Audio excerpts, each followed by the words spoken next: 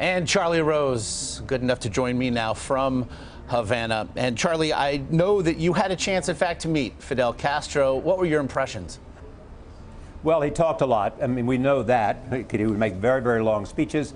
But this was a lunch in New York, maybe 25 to 50 people. And he was asked to say a few words, and he said many words. It went on for about an hour, and then he would answer questions, and each answer would be about 10 minutes.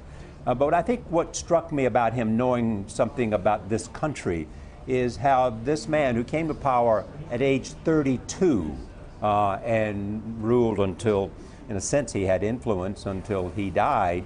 His brother was the president. He handed over power in 2006 and the presidency in 2008. How this is a small nation of 11 million people, but because he was able to cast himself as a revolutionary hero with all the symbols, he had real influence in Latin America, with future leaders in Latin America, and even around the world with people, a lot of people of the left around the world. And he continued that.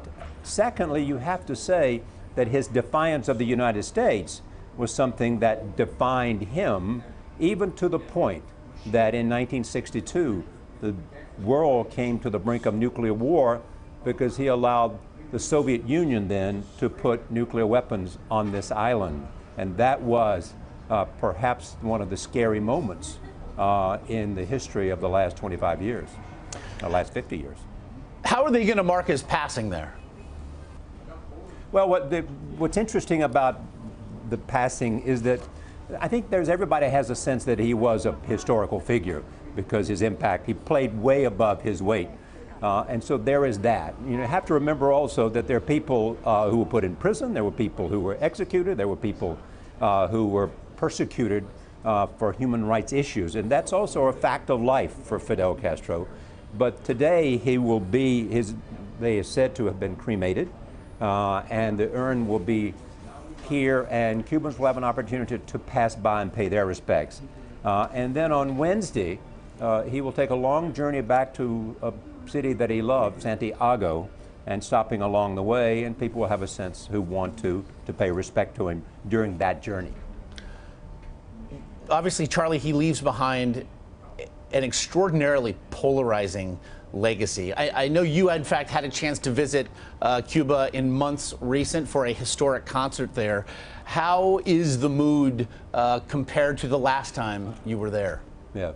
Well, I think it is more subdued. There were 400,000 people not very far from where I'm standing. By the way, it's a beautiful day in Havana. You understand why this is, in a sense, such a beautiful country, just 90 miles from Florida.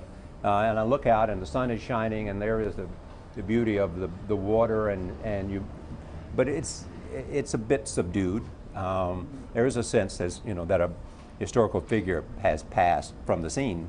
And so we went to have dinner last night, and they were serving no alcoholic beverages at all, no wine, nothing. And I think that is because the state has suggested that is the way it is to be. And so it is. Charlie Rose in Havana, as always, we very, very much appreciate your insight, my friend.